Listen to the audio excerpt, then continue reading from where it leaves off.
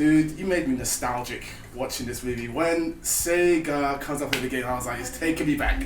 It's taking me back. That's the only way a Sonic the Hedgehog movie could start, with Correct. a Sega. Yeah. Absolutely correct. So Jeff, what was your first exposure to Sonic? You have to go back to 1991, and then that's when the original When I was Sonic game. Ah, okay. Well, I was 13. So what I was doing was basically playing every video game I could get my hand on, and when Sonic came along, it was just it was a game changer. It really there just hadn't been a game like that. It was that fast, and a character like Sonic, that much attitude, it was that fun, and just the energy of Sonic was just really what drew me to him, and just made him such a memorable character. And that's I think why he's still around 30 years later. Yeah, now my friends were telling me beforehand that there's like a cartoon now that people are still watching. I was surprised at that. Oh yeah, there's Archie Comics actually there was over 300 issues that were released of Sonic the Hedgehog comic. There's like multiple animated series, but it all goes back to the game. And that was really kind of what our inspiration for the movie was just going back to that first game from 1991, Sonic versus Robotnik, and just trying to make a great movie. Speaking of the game, when was the last time you played it? And surely this must have been the best sort of researching for a film ever. Oh, absolutely. That's an excellent point. I'm like, oh darn, I have to play video games for a few hours. No, it was actually very recently. Speaking of nostalgia, Sega released a little mini version of the Genesis called the Genesis Classic, and it comes preloaded with like 30 games from their library, and of course Sonic and Sonic 2 are on there. And so yeah, I just reminded me how hard that game was. Green Hill Zone. The reason everybody knows Green Hill Zone is because, of course, it's the first stage, so it's the one you would absolutely be playing every time out. But yeah, it's a tough game. Yeah, very, very true. This film rather is perfect for our generation. I was talking to you about how nostalgic it made me. When you're making this film, is the priority to sort of satisfy those inbuilt fans, or to gain new ones and convince people why Sonic is great? Ideally, it's both. You certainly, I think, start with the fans. You want Sonic to be, you want this movie to just be the culmination of their fandom, and I think so. You start there, but we also just want people who might not have any familiarity with the character to come in and just experience this and become new fans, because the best version of this is the fans from the last almost 30 years love it, and it also makes a whole generation of new fans. Absolutely.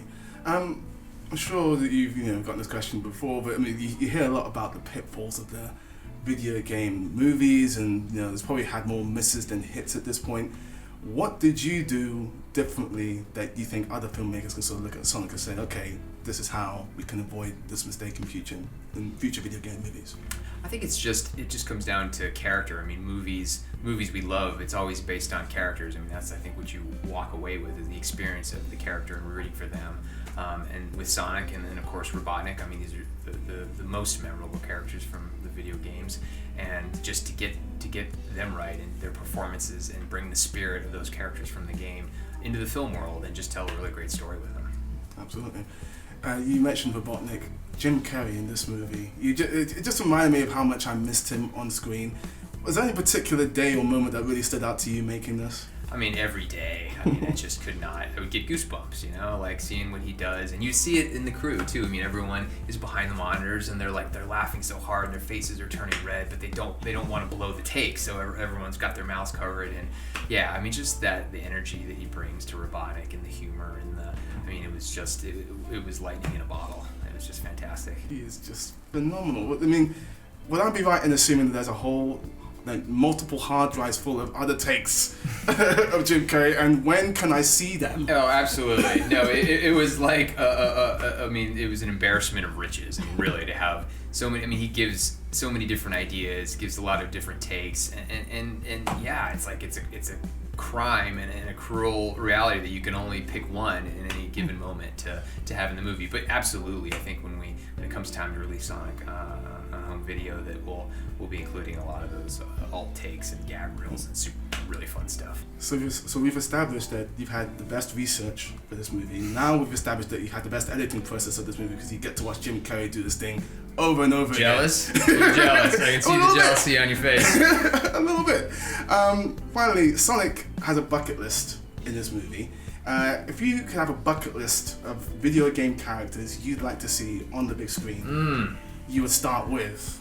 I mean, the rest of the Sonic sort of characters, I think there's some very memorable ones that we certainly want to tell stories with, and hopefully, fingers crossed, we'll get the opportunity, because there's a really great cast in the Sonic games. So, but yeah, there's a lot of other, I think, games that would make for great movies. I've really enjoyed Legend of Zelda and the games that have come from that series. So, but yeah, right now we're having a ton of fun with the little blue guy. Amazing. Jeff, thank you so much for your time. I appreciate it. Absolutely. Yeah. Nice meeting you. Nice to meet you. I'm off to go and play Sonic. All right, I love it. Good man.